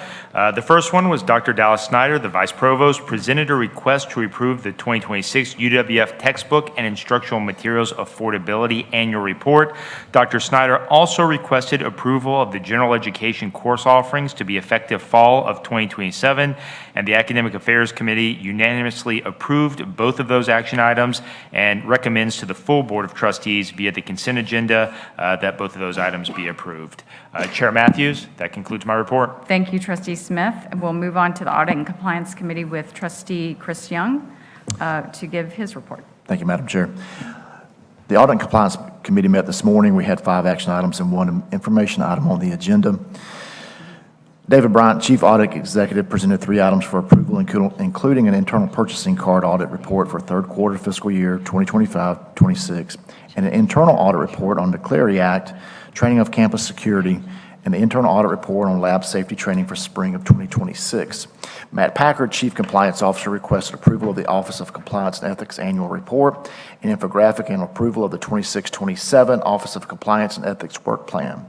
The Audit and Compliance Committee recommends approval of all action items by the full Board of Trustees via consent agenda at today's meeting. As far as information items, David Bryant also presented the information item, which was an update on the activities of internal auditing and management consulting department. Madam Chair, this concludes my report. All right, thank you. Thank you, Trustee Young. Appreciate it. We'll move on to Finance, Facilities, and Operations Committee. Trustee Moya, if you are available on Zoom, please let us know for the report. Okay. I'll go ahead and ask Trustee Patel to please present for this committee. Absolutely. Good morning. Thank you, Chair Matthews. The Finance, Facilities, and Operations Committee last met on May 21st, 2026, with a report provided at the subsequent full board meeting held on June 18th. We have not met since that meeting. The committee is scheduled to meet next on Thursday, December 10th, 2026, at the UWF Conference Center. Chair Matthews, I have no further report to provide. Great. Thank you, Trustee Patel. I appreciate it for stepping in. We'll move on to Student Affairs Committee, and I'll call on Trustee Roney for the Student Affairs report. Thank you, Chair Matthews. The Student Affairs Committee has not met since the last report to the board on June 18th. The next committee meeting is scheduled for Thursday, December 10th, 2026 at UWF Conference Center. I have nothing further to report. Thank you, Chair Matthews. Thank you, Trustee. And we'll move on to Trustee Gilly for the Presidential Performance Evaluation and Metrics Committee. And I will give you a giant thank you for taking on this endeavor with the rest of your committee. Before you give your report, thank you very much. Our pleasure. The Presidential Performance Evaluation and Metrics Committee met on Tuesday, July 21st at 1 p.m. We did have a quorum, and we also had the pleasure of numerous other trustees joining our call. We did discuss the annual evaluation, and we discussed an electronic evaluation tool, which then was subsequently approved, and it's the tool that has been utilized in previous evaluations. The committee also decided to discuss the presidential goals that had been provided by the president. As the president was not on the call, numerous members of his leadership and his cabinet team were on the call. And it was recommended that they apprise the president of numerous conversations that were made by trustees as to potential recommendations for enhancements or potential improvements, potentially metric-based and other, on the goals that he has presented. There was no need to vote on that, but we did ask that they would subsequently share those comments with the president. And we adjourned pretty quickly. Right. Thank you. Thank you. All right, we will move on to direct support organization reports. We'll start with the BEI, Business Enterprise Incorporated, and I'll ask Vice Chair Young to please present. The BEI Board of Directors has not met since the last report was provided to the trustees at the June 18th meeting. Upcoming BEI meetings are scheduled for September 28th, 2026, November 16th, 2026. I will provide the next BEI report at the December 10th, 2026 Board of Trustees meeting. Madam Chair. Thank you, Vice Chair Young. We'll move on to the foundation, and I'll ask Trustee Ross to present. Sure thing. Good morning, everyone, and thank you, Chair Matthews. The Foundation Board of Directors last met on June 17th with a report provided on June 18th at the June 18th, 2026 Board of Trustees meeting. Additionally, a small group of us met via Zoom yesterday, August 12th, for new member orientation. Foundation committees will meet again on August 26th and November 10th. The full board is scheduled to meet again on September 30th and December 9th. I will provide a report of the activities of the advancement and the foundation from those meetings at the December 10th Board of Trustees meeting. And that is the conclusion of my report. All right, great. Thank you, Trustee Ross. And we'll move on to the Historic Trust presented by me. We last, or actually, no, am I moving this to Rob? Sorry, I'm looking at my notes. No. Oh, sorry. Pardon me. I will present this. I didn't know if he was staying for this. We did last meet on July 27th of 2026 here at the Historic Trust Building, and traditional items were covered, the treasurer's report. We have a pop mural committee that reported out on new efforts that will be enhancing walls all throughout the city, and some others that are kind of in the works, and approved our budget for the next fiscal year to push forward. And the Pensacola Museum of Art has had a really busy summer. I know that their summer art camps for kids were, just as a highlight, totally booked, waiting list kind of situation. The Children's Museum that you all know has been renovated, even though it was closed. They've surpassed their visitation by 1,500, over 1,500 people. So a lot of really good things going on. And then, as you know, the 250 just is a continued effort within the trust and has been really nice. And the last, I'll say, across the street, our industry entrance and train canopy won a 2026 American Institute of Art Architecture Award, and it's their People's Choice Award for the design. So that's a nice aesthetic award that we've received. Yeah, I know Rob's proud of that and the team. So with that, I have one thing to point out. It's in your folder that you can review. I just need to make sure it's on the record today. It's an annual certification for the Historic Trust required by the Florida Statute 267-1732 to be recorded in our meeting today. This certifies that the trust is complying with the terms of the contract and in the manner consistent with the historic preservation goals and purposes of the university and in the best interest of the state. So with that, I will conclude my report and we'll move on to unfinished business. There's 7 items in our consent agenda today. All were fully discussed during the committee meetings, and all of the recommendations of the committees reflect the proposed action provided within the agenda backup. Does anyone wish to pull any item from the agenda, the consent agenda, for further discussion? Okay. If I don't see any requests. May I ask for a motion from the board to approve the adoption and recommendations of the Academic Affairs and Audit and Compliance Committees made during the meetings with respect to the matters set forth in the consent agenda? Thank you. A second? Second. Thank you very much. All in favor, say aye. Aye. Any opposed? All right, the motion carries. Thank you. Now we'll move on to new business. So we have 5 action items today. And our first one will be presented by Jamie Sprague, our Chief Human Resource Officer, and I'll hand it over to Jamie. Thank you, Chair Matthews. The UWF and the Police Benevolent Association for Law Enforcement Officers and Corporals, we had our 2026 collective bargaining agreement reopener. When you have a reopener, the wages and benefits article are automatically opened, and then each party can bring up to 2 additional articles to the table. We agreed that we would only bring 5 articles to the table to negotiate this year, and they were listed in your packet with the red line versions of what was revised in those particular articles. But mainly, we did some updated minor language to align with the new Sergeants Police Benevolent Association, CBA, that y'all ratified last board meeting. We reinstated the promotional exam for officers to be promoted to corporal, so that the exam will begin in January. And that's also the same time the sergeants take their exam. And then how that works is there's a ranked list after the exam and some interviews and some other questions. And then when a corporal position becomes open, then Chief Jackson will just start at the top of the ranked list and then go from there for that.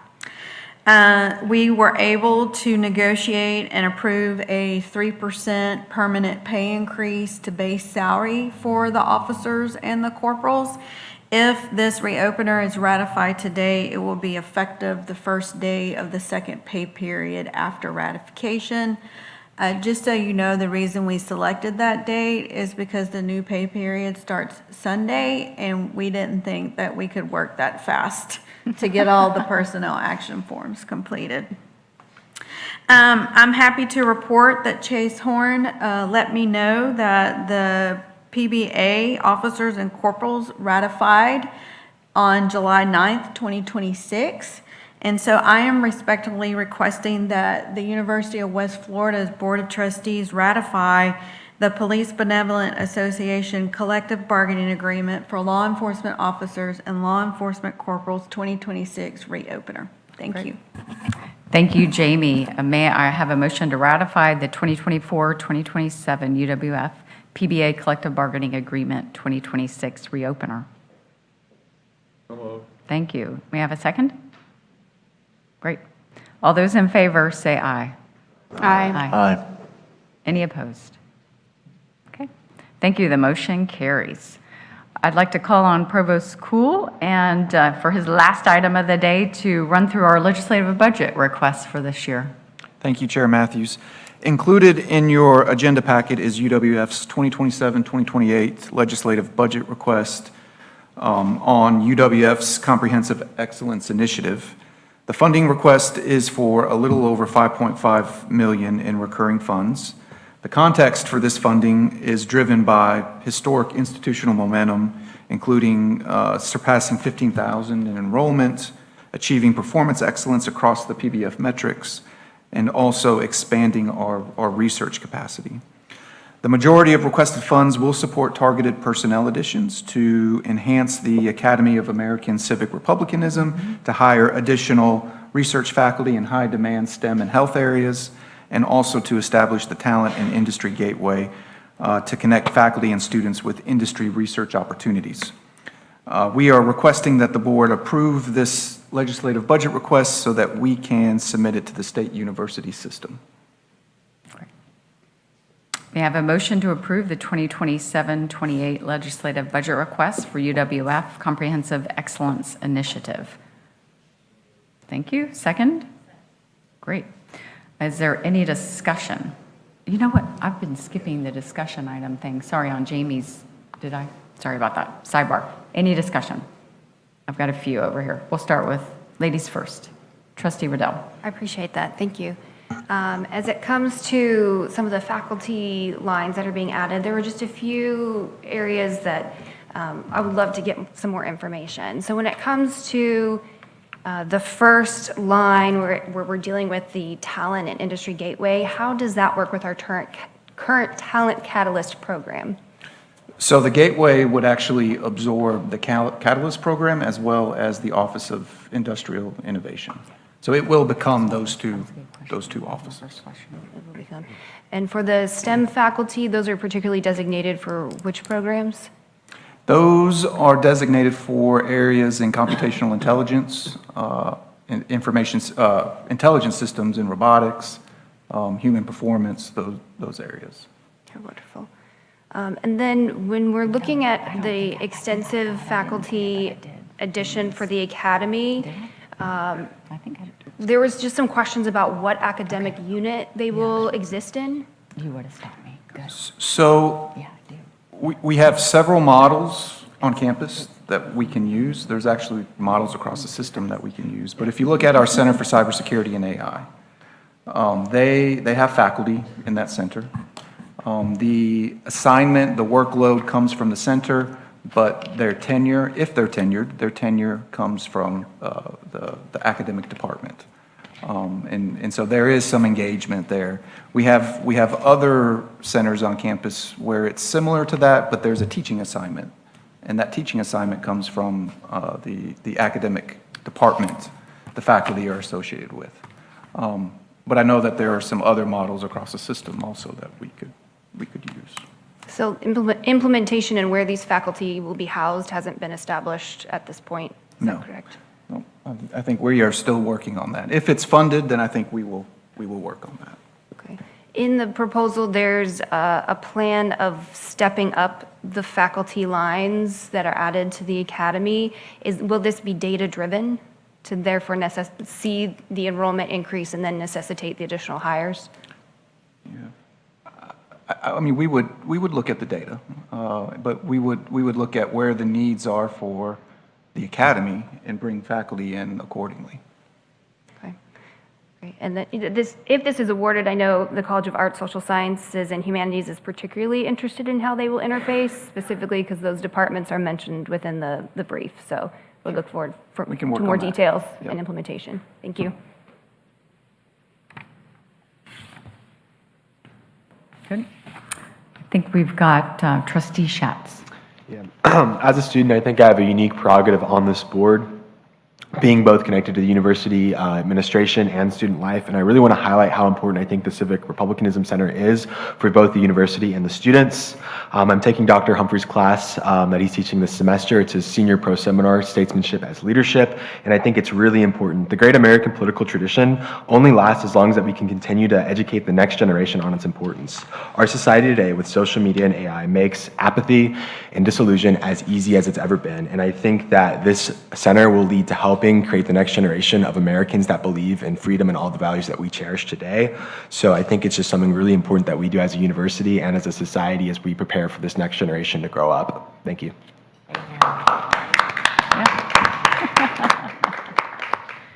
Thank you, Trustee Schatz. And I feel like I saw Zach. No, Trustee Mason, please. Thank you. Question on you mentioned the reoccurring. How many years of reoccurring does that encompass and the sunset on that when you mentioned the reoccurring funding? Indefinite. As far as I know, 5.54. Okay, great. Thank you. Okay. Anyone else? I'm scanning the room. Okay. Thank you, Provost. Appreciate it. So we will now vote. All those in favor? Aye. Any opposed? Nay. Okay. Thank you. The motion carries. At this time, we'll move on to item number 3, and this is the endorsement of our SUS free expression statement. And I'll ask Clifford Humphrey, our VP of Strategic Initiatives, to please present. Good morning. Yes, it's my privilege to bring this before the board. This is an annual thing that we're doing. This is following a 2022 report that the BOG published, and this was one of their recommendations that multiple levels of leadership within the university annually commit and endorse this statement of free expression. I apologize, I was a little late this morning, but that's because I was addressing part of our new incoming freshman class on exactly this, following another recommendation in that report, to make sure that freshmen and all students who are coming in are fully aware that this university is fully committed to civil discourse and giving them an understanding of what that means. It's always been a really enriching experience. I love engaging with those freshmen and asking them certain questions and getting them to talk about this and make sure that when I leave, they have a good understanding of what our commitment is. And I want to assure the board that this is not just a box-checking exercise that we're doing every year. This is really something in substance that the university takes very seriously. And it begins here at the top with the Board of Trustees committing to this statement on free expression. So I ask that the board endorse it again for this year, and we will follow in suit and have that fulfilled in substance. Thank you, Dr. Humphrey. May I have a motion to endorse the State University System of Florida free expression statement? Thank you. A second? Second. Thank you. Is there any discussion in the group? I have one question. So lots of questions from the freshmen this morning? Or was it crickets? Yeah, well, I like to ask certain questions to get them talking, and then their questions and responses are what we kind of go on. And it's interesting to kind of follow their lines of thinking on all of this. And today was unique in that parents were there too, and I saw a lot of them smiling and nodding. And I think they were glad to know that we're taking this really seriously and introducing students to these concepts right away. Right. They probably liked that it was coming from someone else because the students don't want to hear it from their mom and dad. I That's know right. that. I And know that President from Schatz will personal also experience. be endorsing this from the SGA as well, so the students are embracing it on their own as well. Yep, and we did talk about that over dinner, which is really nice that you were doing that. Thank you. Okay. Any other than my question, anyone else? We're scanning the room. All right. All those in favor, say aye. Aye. Any opposed? Thank you. The motion carries. I'd like to call on Tori Bennett, Vice President of the Division of University Advancement, CEO of the Historic Trust, to present the next item, which is naming of the University of West Florida Field House. Thank you. Good morning. I always think I have the fun stuff. But I am seeking your approval to rename the UWF Fieldhouse as Pin-Air Fieldhouse. This request is tied to Pin-Air Credit Union's original $1 million gift to support UWF football in 2016. Over the years, the original naming agreement has been amended as our football program and facilities have evolved. Under this proposal, the naming of Pin-Air Field would conclude following the 2026 football season, and the UWF Fieldhouse would be named Pin-Air Fieldhouse through June 30th, 2029. This allows us to continue to appropriately recognize and steward Pin-Air's longstanding partnership with UWF while honoring the original gift commitment and recognition period. Thank you for your consideration, and if you have any questions, let me know. Okay. Thank you, Tori. May I have a motion to approve renaming of the UWF Fieldhouse to the Pin-Air Fieldhouse at UWF? So moved. Thank you. A second? Second. All right. Any discussion? Give Tori, yes, some hard questions, please. No- no Trustee que- Gilly. No question. I did ask her in the briefing. I just want to say thank you to Pin-Air for being so responsive to this opportunity. They have been a very good partner for UWF for a very long time.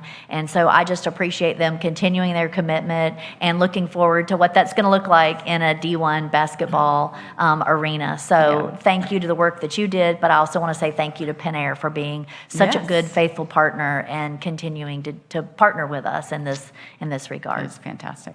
Thank you. We totally agree, and a shout out to Brett Berg. He has had that longstanding commitment with Pin-Air for so long, and it just goes to show that being transparent, honest, and open is just how you lead these donor conversations, and I think they are as excited to see this D1 transition. So thank you, Trustee Gilly. Okay, great. Anyone else? All right, thank you. All right, all those in favor, say aye. Aye. Aye. Any opposed? All right, the motion carries. Okay, we're getting close to the end here. We've got one more action item, and I'll present the next two, but Angela Bryan, Assistant Vice President of Planning and Institutional Performance and Accreditation Liaison Officer, will help cover the summaries for me for the next two items. So we're moving on to the Presidential Performance Evaluation Bonus. And would you like to come up and do the summary first, and then I'll kind of give some comments after you, Angela? I think maybe that would be the best. Yes, thank you, Chair Matthews, and good morning, trustees. The UWF Board of Trustees recently completed the BOT Presidential Evaluation Trustee Survey in accordance with policy. As you will recall, that evaluation tool was approved by the PPEM Committee and deployed as an anonymized survey via the Qualtrics survey system on July 27th, 2026. If you would, next slide, please.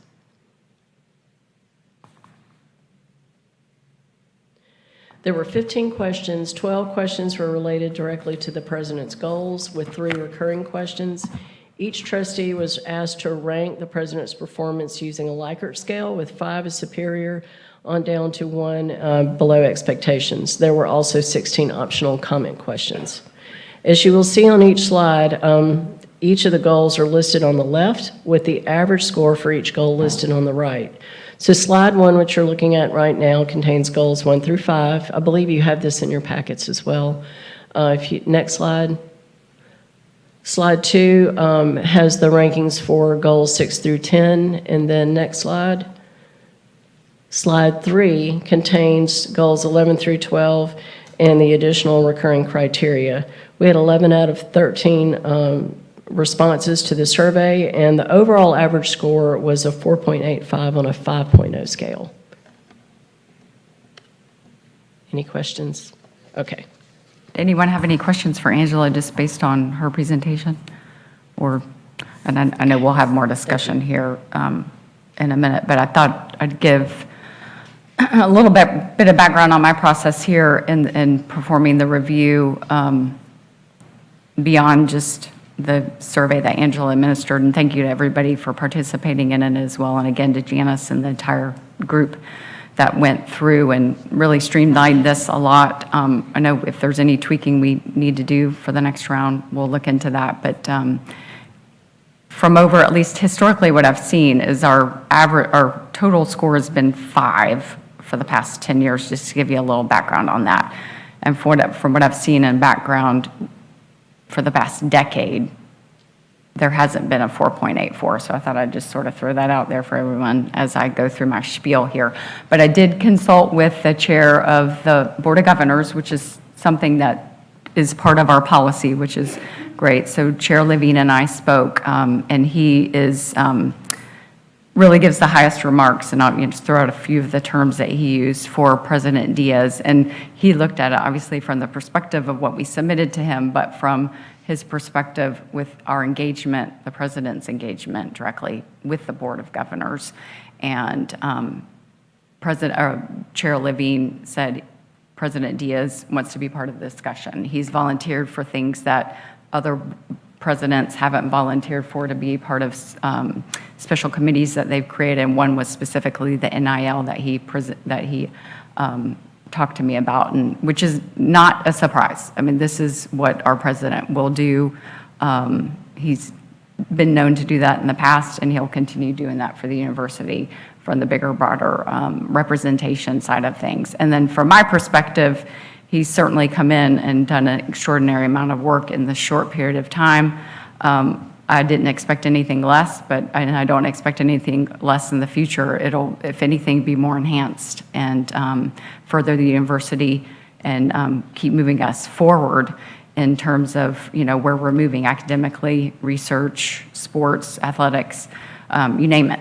So from my perspective, I'd like to recommend him for the 16% bonus today. And that total is $107,840. And that is what I would like to present out to the board. And we can certainly have some discussion here in a minute. So may I have a motion to approve the president's annual bonus up to 16%, which is the cap. And again, that's $107,840. I would. So period. moved. Sorry. Yeah. Second. Okay, I got a first and a second. All right, thank you. Any discussion? I'm happy to discuss. Did you? But if nobody wants to discuss, I'm If no happy one to not does, no, you discuss. don't. Did you catch the second, though, Christy? The second was Oh, from I over think here. I think it was Trustee the Roney or vice something? chair. Okay. Thank you. Okay, there's no discussion. All those in favor, say aye. Aye. Any opposed? Great, thank you. The motion carries. And we'll bring the president back in. I didn't announce that, but he did step out in case we, or he would do it normally, whether we had discussion or not. But we'll give him a round of applause when he comes in, or tell him congratulations. Because we'll bring him back in for our next informational item. Come by then, President.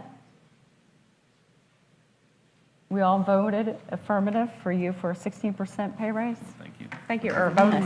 Thank you. Thank you for your work. Hopefully you heard everything that I said and caught that. All right, we will move on to our informational item, and I'll bring Angela back up if you don't mind to present. This is our board self-evaluation report, which was interesting since we're all so new. So we decided to administer the same evaluation from the past so you could see what it was like. And again, if we need to tweak this for next year, we will. But I'll hand it back over to Angela. Thank you, Chair Matthews. And I understand that I'm standing between you and lunch, so I will be brief. You recently completed the self-evaluation of effectiveness survey in accordance with policy. As you recall, these questions were developed by the board in 2019, and they address the 9 areas of responsibility delegated by the Board of Governors to this Board of Trustees through Regulation 1.001. The survey was deployed as an anonymized survey via the Qualtrics system in June. We had an 85% response rate. Next slide, please. Trustees were asked to rate their level of agreement with a series of statements related to the different areas of responsibility. The choices were strongly agree, agree, neutral, disagree, strongly disagree, and not enough experience to evaluate. While each question is listed on each of the slides, I'm just going to point out a few items that had the highest levels of agreement. So on this slide, you will notice that for the area of responsibility, set the strategic direction and educational mission. The statement, the board periodically reviews and evaluates policies and procedures, had 100% of respondents either strongly agree or agree. Next slide, please. On the second slide, you'll notice that we had 100% of the respondents either strongly agree or agree that the board members are adequately informed on the financial health of the university so as to provide effective oversight, and also that the board maintains appropriate and effective administrative oversight of the activities of the university. Next slide, please. And then just one other to point out, 100% of respondents either strongly agreed or agreed that the board advocates the SUS interest to state agencies and legislators, and that the board monitors auxiliary organizations. And if you have any questions, I'll take those at this time. Any questions from anyone or thoughts? I'm looking at Alex. Sorry. Oh, okay. We'll definitely take a closer look at this. I mean, just looking at some of those ones, obviously, that are at 73% and lower, we can make sure we have more activity in those areas. This is the first time I've done this report, and I know, or this survey, so I know we do this every 2 years. So we'll take a lot of this into account. And again, we're not voting on anything. This is our own evaluation. But if anybody wants to talk about it anymore in the room, you can before we close out today. Okay. Thank you very much. Sure. Sure. I would like, in kind of keeping with that low score that we gave ourselves on the 73% of new ideas and robust discussion. Right. Is that I took to heart the longest serving trustee's recommendation when he left, and that was Trustee Scott. And I asked him, I'm saying, brand new Board of Trustees member, any advice? And he said, listen. He said, listen to faculty, listen to students, listen to staff. He said, because those are your consumers, of the educational process. And taking that to heart a little bit, I listened to students talk about those who are going to the university and paying their own way, as I did when I went through school. And I said, what do you guys need? We need good paying jobs. And so I created a summer internship for the outgoing student representative, Trista Bennett. And I assigned her to write because she's a science major, biology, and I asked her to write a white paper on what I would call the dangers of consensus science. Now, we've seen that in the headlines recently with Fossey. I mean, he kept saying, follow the science. He didn't have any science. There were no studies on whether shutting down our school system, shutting down our churches, making us wear masks in public everywhere was any better or any worse than what Sweden did with using a different philosophy of herd immunity. Now, as it turned out, we now have some science on that, is that Sweden had fewer deaths per 1,000 than the U.S. did. They didn't shut down their school system. They didn't put their students a year behind in their educational task. They didn't shut down their industry to the detriment of their economy and have to pump in billions and billions of taxpayer dollars, which created inflation and added to the deficit. And so one of the things that she did was to look back and say, the science, the consensus science used to be that the earth was flat. They were wrong. Consensus science used to be that the sun revolved around the earth. They were wrong. Consensus science used to be that putting leeches on people and bleeding them was an effective treatment for fevers and disease. They were wrong.